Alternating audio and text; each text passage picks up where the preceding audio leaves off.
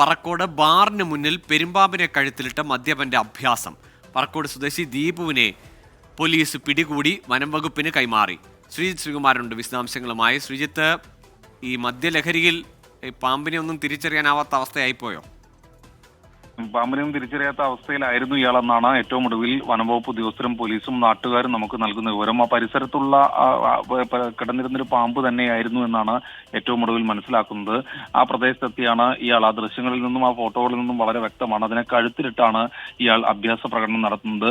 നാട്ടുകാർ പിന്തിരിപ്പിക്കാൻ ശ്രമിച്ചെങ്കിലും ഇയാൾ അതിന് വഴങ്ങുന്നില്ല. എന്തായാലും വനംവകുപ്പ് ഉദ്യോഗസ്ഥരെ ഉടൻ തന്നെ വിവരം അറിയിക്കുകയായിരുന്നു. പെരുമ്പാമ്പിനെയും അതുപോലെ തന്നെ ഇയാളെയും, പെരുമ്പാമ്പിനെ മാത്രമല്ല ഈ പറയുന്ന മദ്യപനെയും എന്തായാലും പോലീസ് വനംവകുപ്പ് ഉദ്യോഗസ്ഥർ പിടികൂടിയിട്ടുണ്ട്. ഇപ്പോൾ വനംവകുപ്പ് ഉദ്യോഗസ്ഥരുടെ കസ്റ്റഡിയിലാണ് ഇയാളുള്ളത്.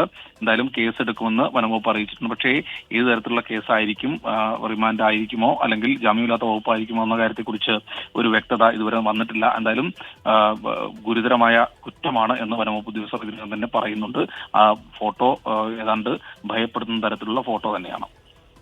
ശരി ശ്രീജിത്ത്, മദ്യലഹരിയിലായിരുന്നു പാമ്പുമായുള്ള അഭ്യാസം. ഒടുവിൽ യുവാവിനെ പത്തനംതിട്ട പറക്കോട് സ്വദേശിയായ ദീപുവിനെ പോലീസ് വനം വകുപ്പിന് കൈമാറിയിട്ടുണ്ട്.